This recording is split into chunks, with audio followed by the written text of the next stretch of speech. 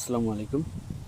তো যেরকম বলছিলাম যে গাছের গোড়ায় যে 4টে সার দিয়ে এরকম চারপাশে রাউন্ড করে দিয়ে তারপরে হচ্ছে এই যে মাঝখানে যে ড্রেন থেকে মাটি উঠিয়ে গাছের গোড়ায় দিতে হবে।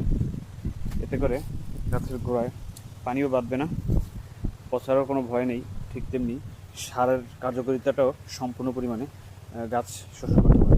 ঠিক আছে, রোদেও যেমন অতিরিক্ত রোদ থাকলে সেটা সারের প্রায় 50% বাতাসে উড়ে যায়, রোদের সাথে রোদে উড়িয়ে নিয়ে যায়।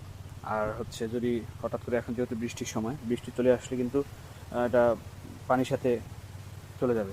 তো সেই ক্ষেত্রে মাটিটা দেওয়াতে সারটা মাটির নিচে চলে যাবে এবং সম্পূর্ণ সারটা গাছ শোষণ করতে পারবে। প্লাস গাছের গোড়ায়ও পানি বাঁধবে না। ঠিক আছে, এই যে আমার বাগানে একটা গাছ পর্যন্ত এই পর্যন্ত কোনো রকম গোড়া পচা বা কোনো সমস্যা হয় নাই, গোড়া পচার কোনো সমস্যা হয় নাই। ঠিক আছে, যে অতিরিক্ত ইয়ার কারণে দেখেন যে কিছু কিছু পাতা কিন্তু লাল হয়ে গেছে। ঠিক আছে, কিন্তু গাছে ওইরকম দুর্বল হওয়া যে এখন পর্যন্ত মাথায় সম্পূর্ণ ফল আছে। ঠিক আছে, কিন্তু সারটা জরুরি এই কারণে গাছের বয়স অনেক বেশি হয়েছে, গাছের ফলন যত বাড়ে তখন হচ্ছে খাবারটা একটু বেশি করে দিতে হয়। কারণ আর না হয় যে এই যে উপরে যে সেটিং হয়েছে যে ফলগুলো, এই ফলগুলো বাড়তে অনেক সময় নেয়। ঠিক আছে, বা অনেক সময় নিয়ে বাড়লেও এরকম নিচের যেরকম বড় হয়েছিল এতটা সুন্দর শেপ আর আসবে না, আস্তে আস্তে শেপ সাইজগুলো নষ্ট হয়ে যাবে।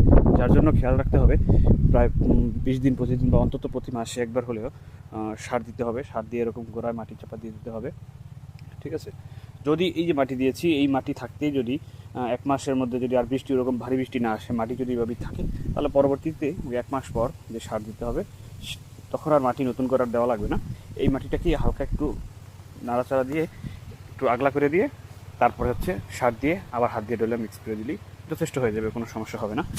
তো সবাই ভালো থাকবেন, দোয়া করবেন এবং নিজের বাগানের খেয়াল রাখবেন। আসসালামু আলাইকুম।